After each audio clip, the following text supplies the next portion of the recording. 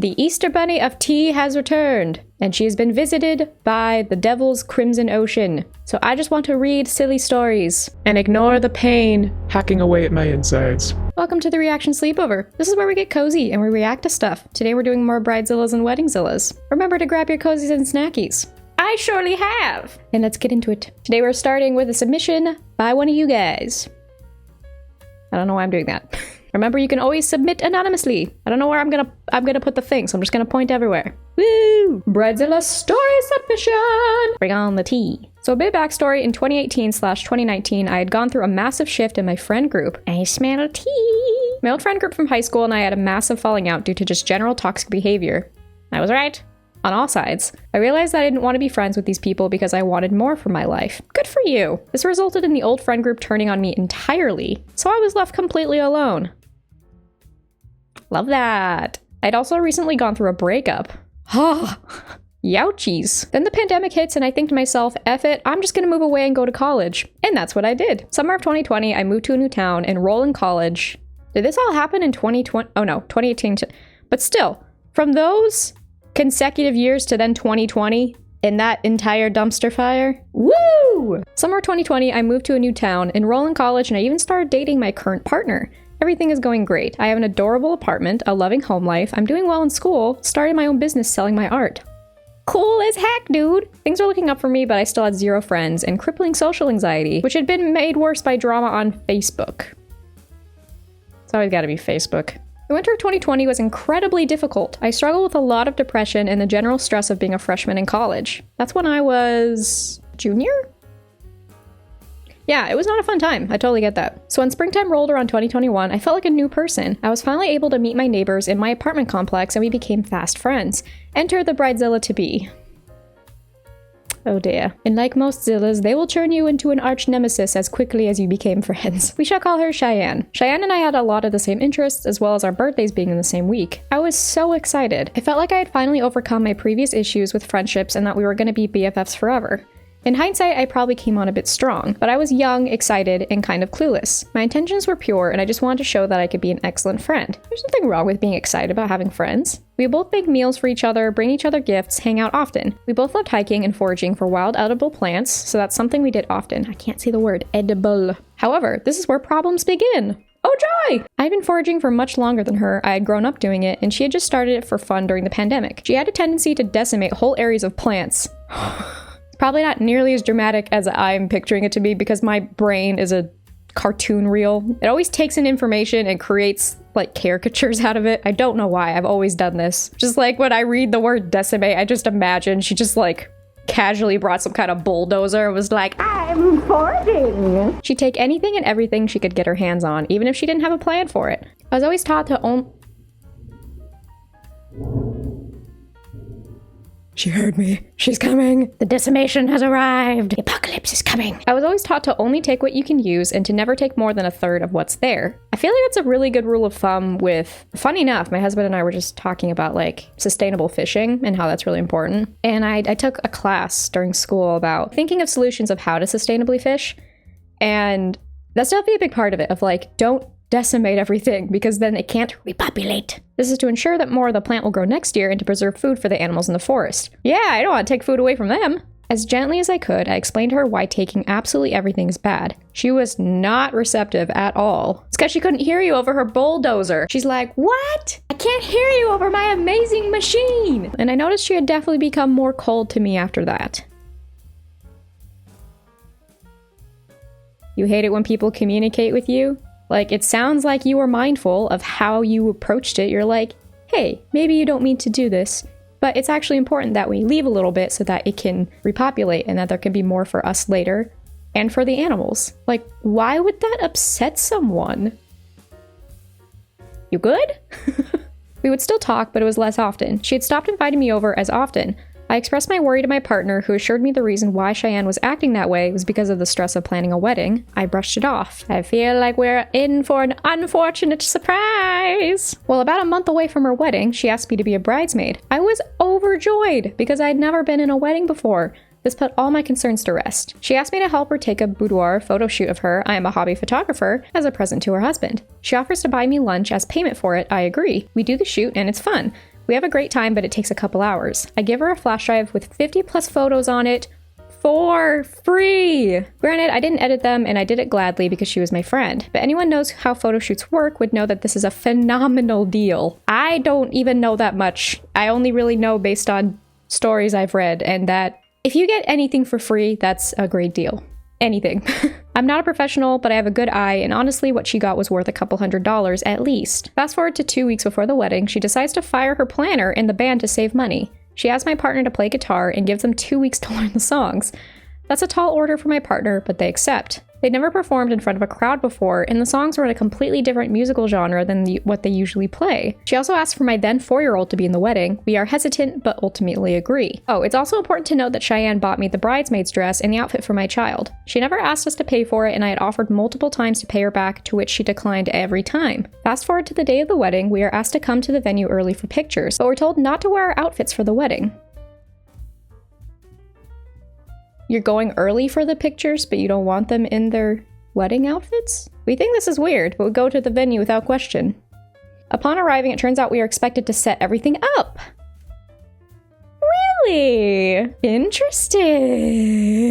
As soon as I read stories of people expecting others to do things, my respect plummets. Don't expect people to do things for you just because it's your wedding. I had not been told it was my job to organize her wedding. She waited until the very last second to tell me it was up to me and the 2 other bridesmaids to put everything together. You should have walked out of there.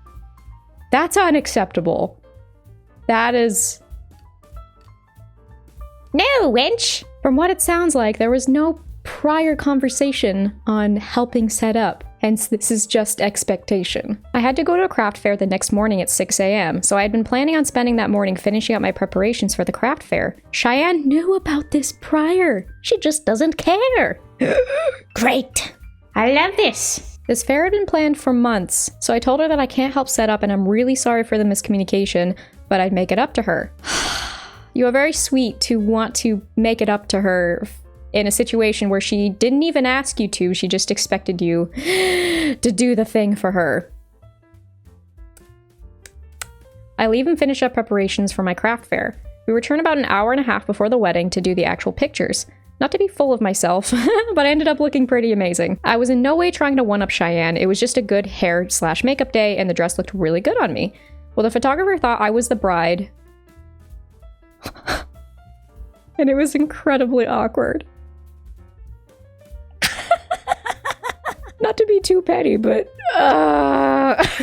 my voice couldn't even believe. Not to be too petty, but I kind of love that for her. In reality, that is pretty awkward. And whenever I read these stories, coming from either side, I guess, or whatever side, with people feeling oh, am I gonna show them up? Oh, they are showing me up. Why does it have to be a competition, eh? Why can't we just coexist and be beautiful together? That's way better. It's pretty frustrating when people are so, they feel like they have to compete with others in terms of looks, when, you know what I think? Because I think about this all the time with, my content, because I do reactions to things. That's such a common thing on YouTube, but, what's the one thing I have that others don't? Me!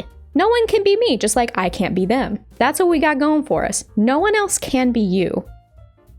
Rock with that. Don't compete with others, because you'll very much ruin your perception of you and other people's perception of you, and you'll ruin friendships and all that. Just love yourself. Anyway, Amanda's latest tangent, done for now. Cheyenne wouldn't talk to me or look at me after that. Well, then my 4-year-old gets upset because they are bored/hungry/ tired, typical 4-year-old behaviors. I was just about to say that.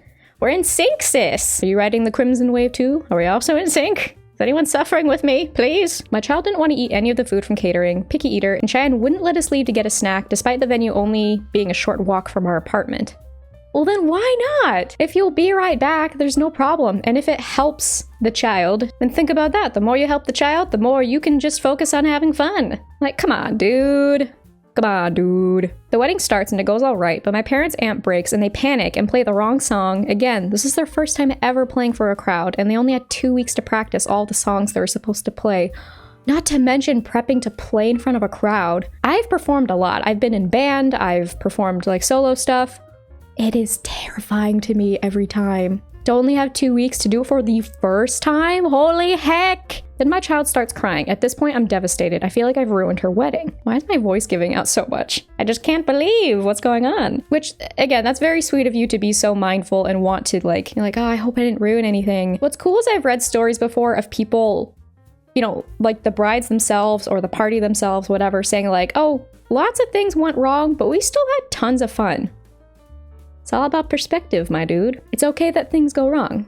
Life can continue just fine. Afterwards, all the guests let us know that it's totally okay, and the kids in the wedding party is always unpredictable. No one was upset with us, and it ended up being a beautiful ceremony. I was apologizing profusely to Cheyenne, trying to explain that we'd never been in a wedding before and had no idea what we were doing. I was devastated and so embarrassed. She assured me that it was totally okay and that she wasn't mad. Did she lie to you? We hugged it out and the party was super fun. We had my mom come get the kiddo because it was bedtime and we had a great night. Well, that night I was getting undressed, I found a mysterious lump in my breast. Made an appointment for the doctor. Turns out I had breast cancer. Huggies! Sending you all the huggies! I was absolutely devastated. I texted all of my friends from the apartment complex to let them know what was going on. Everyone was super apologetic and offering to help me in any way they could. Except Cheyenne. She ghosted me entirely. Tell me more. Easter Bunny's getting mad. I had to message her brother and her husband to figure out what the problem was. Turns out Cheyenne had blocked me on everything and was saying that I ruined her wedding, intentionally upstaged her, and that I was selfish and childish. Boy, you told her everything was fine, so you lied? Wow. She is 100% the a-hole. This isn't even am I the a-hole pose, but I'm just saying. Because not only did she do all the blocking, she told you it was fine. Never trust people like that. Never.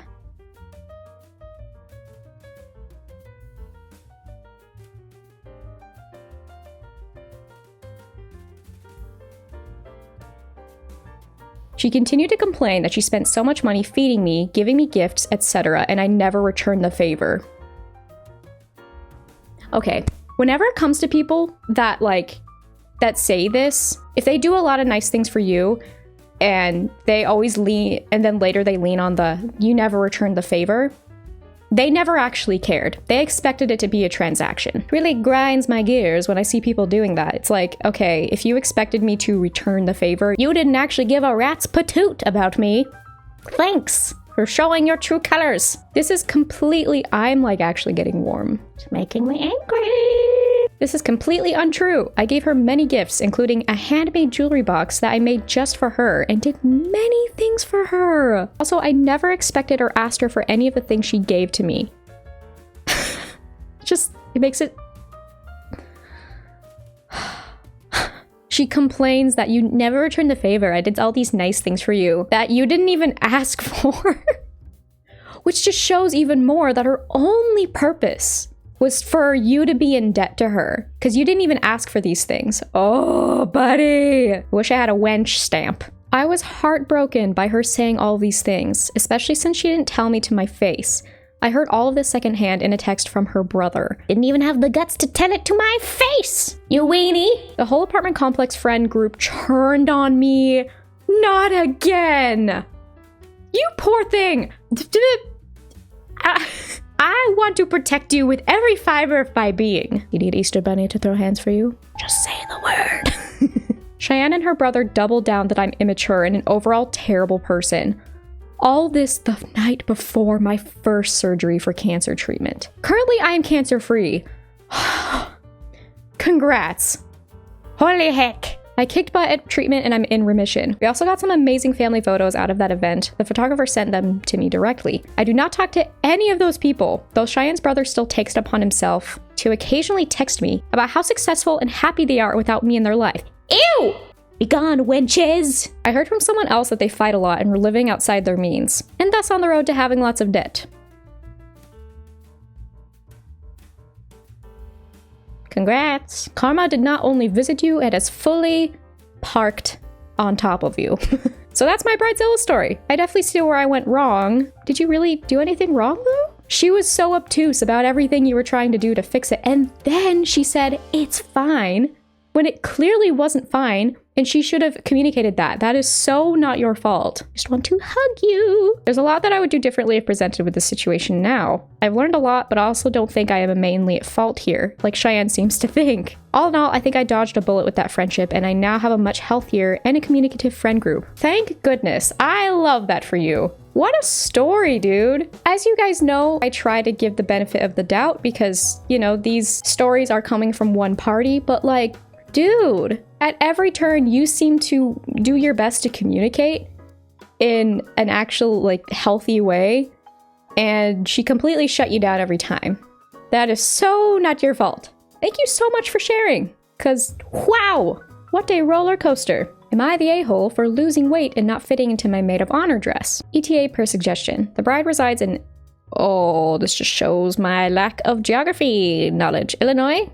Is it Illinois? I feel stupid. And I in Florida. When I visited her in February and tried on the dress, she asked to keep it along with the others and not have me take it home as she thought it would be safer that way. You don't trust me with the dress? I only tried on the dress the one time approximately 2 months before the wedding. That's really weird. Why would you not want someone to take their dress? I'm sure they're fully capable of keeping it safe. So late August, I went to the doctor and he told me to watch my cholesterol because it's getting high. I'm only 28, so I was like, dang, better tighten up. All I did was prioritize better eating, and I started going on half-hour walks 3 times a day. I wasn't expecting it, but I did lose a significant amount of weight, and when I visited my friend Amy, the bride, in February, I had to get my maid of honor dress extensively tailored. I paid, of course. She told me not to lose any more weight until the wedding is over. I'm trying to see the other side. I feel like anyone who tries to, like, police someone's body in any way, like, there's nothing wrong with making requests, but like stuff that's appropriate to ask of, right? Like hair a certain way. That's like if you're in the party, I mean, sure, okay, like yes, but and I've read stories where it's like either a person doesn't want you to lose weight or someone wants you to lose weight. That's incredibly inappropriate. No! So it's like I already just feel I feel the ick with this one. And even with getting extensively tailored, she paid for it. The bride didn't pay for it. If you're telling me she gets upset with you for losing weight when it was for the benefit of your health, why in tarnation would you feel upset by that? I'd be happy for my friend who is prioritizing their health. I have the ick. And I was kind of like, sure, will do. I kept up my better eating habits and walking and ended up losing an additional amount of weight as a result. My dress was loose, but Amy's mom was able to fix it with some pins. I figured crisis averted. The crisis was not averted. Amy was super upset and pulled me aside, but still spoke at a normal volume, LOL, and was like, I didn't want to have to worry about your dress on my wedding day, and I specifically told you to keep in mind that you have to fit into it. I apologized and said, listen, I wasn't actively trying to lose weight. It's just more a side effect of lifestyle changes, and I mentioned she knew I was doing it because my doctor literally told me to. The other bridesmaids were super uncomfortable with the whole exchange. I will say no one else had fit issues out of all the 10 bridesmaids, and Amy's sister just kind of went like, you know how she gets, it's her big day, just let it go. But Amy was super cold to me the entire wedding, except for when I gave my maid of honor speech. It's been a couple days since, and I wished her fun on her honeymoon, and she didn't respond. So am I the a-hole? I feel like I'm going crazy. I would too in your position, cause sheesh. Like, okay, you mentioned you're the only person that had the issue with dress fitting, which feels weird to me. I feel like if you're only 1 out of 10 that had issues, I feel like it should be more than that, but you know, that's kind of besides the point. It just feels like something that shouldn't have been an issue. Especially if you had solutions for it, like, because every time there was an issue with the dress, like the OP took care of it. And didn't involve the bride, or at least it seemed like she did her best to not involve the bride because she was like, yeah, this might be stressful to her, so I'll just take care of it, including paying for the tailoring on the dress and, you know, the bride's mom helping her with fixing the dress with pins. And depending on where the pins are at, I'm assuming they pinned it in the back. Who's gonna notice that? I'm sure it looked fine. Not the a-hole. I'd let it go, maybe she was super stressed, but when she comes back from her honeymoon, if she doesn't apologize, I'd slowly distance myself from this friendship. Your friend was mad that you were healthy and losing weight. There is no universe in which a dress is more important than your supposed best friend's health. And that's the thing. It's easy to get stressed out during a wedding, I get that. But you were upset that your friend was prioritizing their health? I can understand like the initial feelings of like, oh, like, okay, this person's dress is not working. This is kind of stressing me out. But keep in mind that they were doing this and you knew about it, that they were losing weight for their health, and that upsets you further?